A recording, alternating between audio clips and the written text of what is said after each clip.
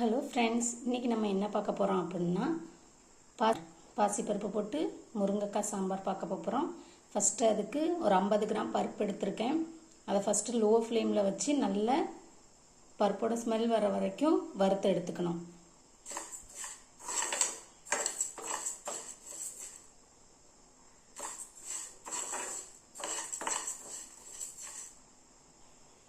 இப்படி பருப்பை வறுத்து சேர்க்கறதுனால அந்த பருப்பில் இருக்கிற வழுவழுப்பு தன்மை போய் குழம்பு நல்லா இருக்கும். ரொம்ப நேரத்துக்கு கெட்டு போகாது. குழம்போட சுவையும் அதிகரிக்கும்.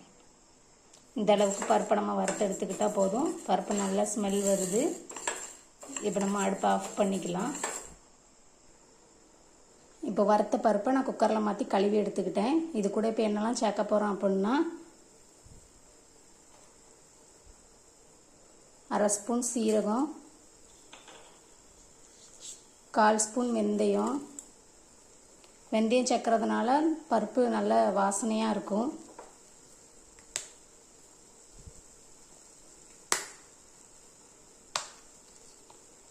தேவையான அளவு மஞ்சள் தூள்,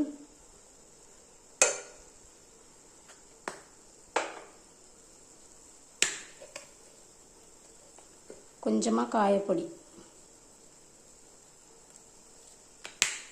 எல்லாம் சேர்த்துட்டு ஒரு பருப்பு வேகிற அளவுக்கு தண்ணி எவ்வளோ வேணுமோ அவ்வளோ சேர்த்துக்கோங்க. அதுக்கப்புறம் கொஞ்சமாக எண்ணெய், அப்படின்னா பருப்பு கொஞ்சம் நல்லா சீக்கிரமே வெந்து வரும். இன்னொன்று குக்கரில் வெளியே பொங்கியும் வராது. இப்போ நம்ம குக்கர் போட்டு மூடி 3 விசில் வைக்கலாம். பருப்பு அதுக்குள்ளே வெந்துடும். இதோட நான் 3 பூண்டு சேர்த்துருக்குறேன். நீங்கள் உங்களுக்கு எவ்வளோ வேணுமோ அவ்வளோ சேர்த்துக்கலாம். நான் 3 சேர்த்துக்கிறேன். போட்டு குக்கரை மூடி பருப்பை வேக வைக்கலாம். ஓகே ஃப்ரெண்ட்ஸ், இப்போ நம்ம குழம்பு எப்படி வைக்கலாங்கிறத பார்த்துக்கலாம். நான் அடுப்பில் பாத்திரம் வச்சுருக்கேன்.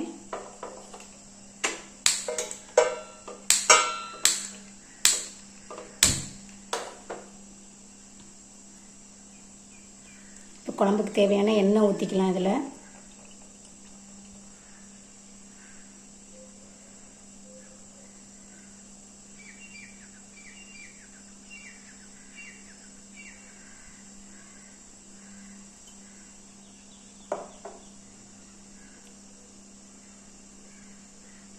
எண்ணெய் சூடாகணும்னா கடுகு சேர்த்துக்கலாம்.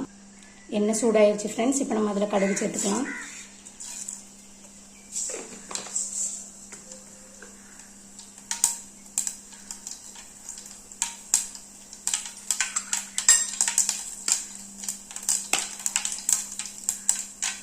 கடுகு வெடிச்சிருச்சு.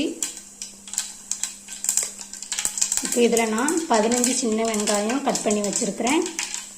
ஒரு பச்சை மிளகா வச்சுருக்கிறேன். 2 பூண்டு இதை இதில் சேர்த்துக்கலாம்.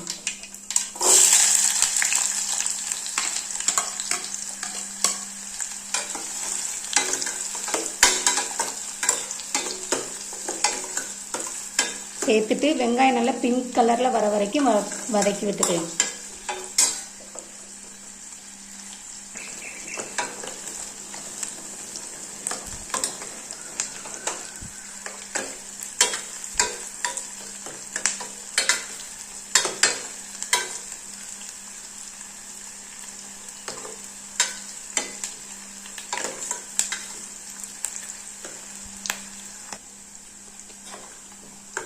வெங்காயம் இந்த அளவு வதங்கிடுச்சு. இந்த அளவு வதங்கினதுக்கப்புறம் நம்ம சின்ன சைஸ் தக்காளி 2 கட் பண்ணி வச்சுருக்கேன். அதை இதில் ஆட் பண்ணிக்கலாம்.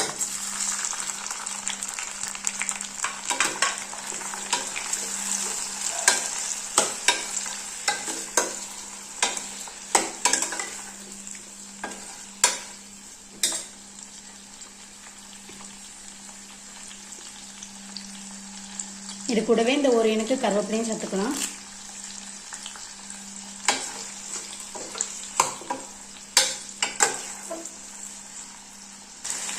இந்த சமயத்தில் தக்காளி வதங்கும் போதே நம்ம இதில் குழம்புக்கு தேவையான உப்பு இதில் சேர்த்துக்கலாம்.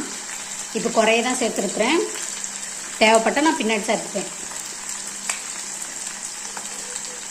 கொஞ்சமாக மஞ்சத்தூள். ஏற்கனவே நம்ம பருப்பு வேக வைக்கும் போது மஞ்சத்தூள் போட்டிருக்கோம். அதனால் இதில் பார்த்து போட்டுக்கோங்க. கொஞ்சமாக போட்டால் போதும். போட்டு தக்காளி நல்லா வேகிற வரைக்கும் வதக்கி விடுங்க. தக்காளி வதங்கிருச்சான்னு பார்க்கலாம்.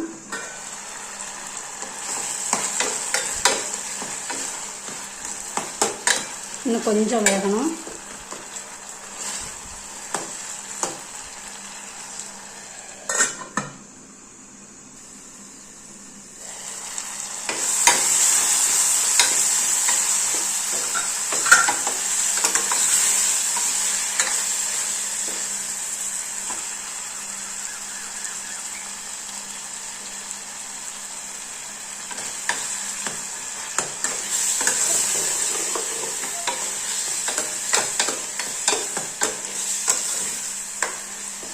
தக்காளி நல்லா மசிஞ்சு வெந்துருச்சு. இந்த சமயத்தில் நம்ம முருங்கைக்காய் ஆட் பண்ணிக்கலாம்.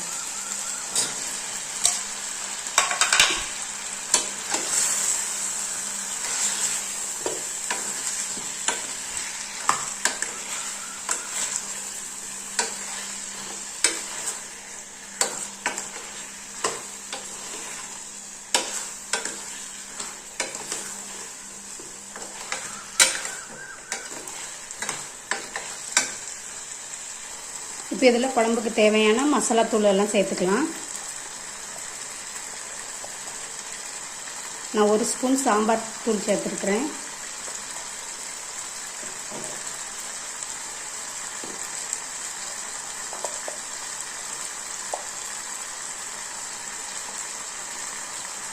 அரை ஸ்பூன் தனி மிளகாத்தூள்.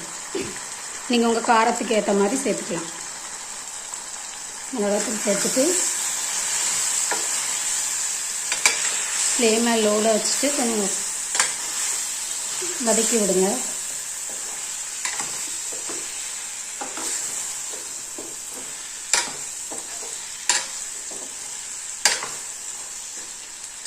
இப்போ காய் வேகிறதுக்கு தேவையான தண்ணியை சேர்த்துக்கலாம்.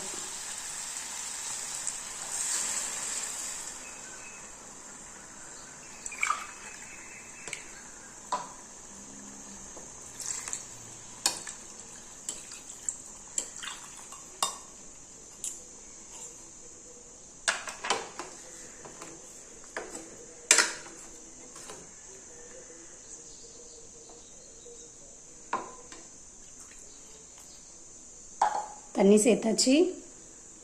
காய் நம்ம மூடி போட்டு வேக வைக்கலாம்.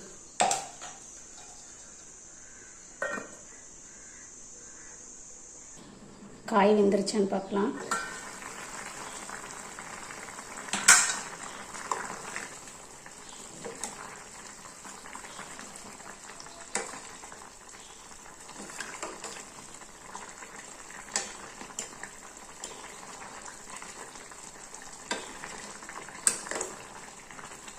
பாதி அளவு காய் வெந்துருச்சு. இப்போ நம்ம இதில் வேக வச்சிருந்தோம்ல பருப்பு, அதை ஆட் பண்ணிக்கலாம். நம்ம வேக வச்ச பருப்பை சேர்த்துக்கலாம்.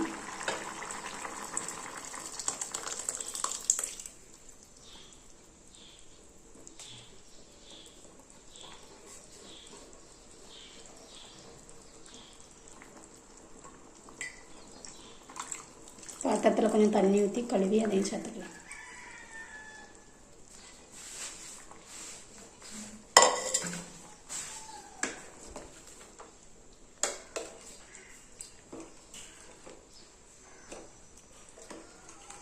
இப்போ உப்பு செக் பண்ணி பார்த்துக்கோங்க. கரெக்டாக இருந்தால் போட வேண்டாம், கம்மியாக இருந்தால் சேர்த்துக்கோங்க.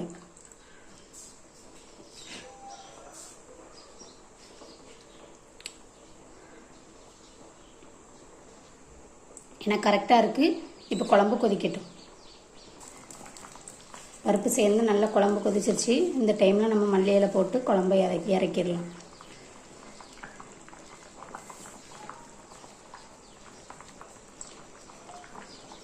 சுவையான முருங்கைக்காய் போட்ட பருப்பு குழம்பு ரெடி ஆயிடுச்சு. நீங்களும் இதே போல் செஞ்சு பாருங்கள் உங்கள் வீட்டில்.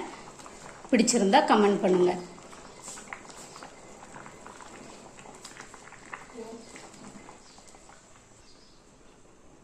இந்த வீடியோ பிடிச்சிருந்தா ஷேர் பண்ணுங்கள், லைக் பண்ணுங்கள், நம்ம சேனலை சப்ஸ்கிரைப் பண்ணுங்கள்.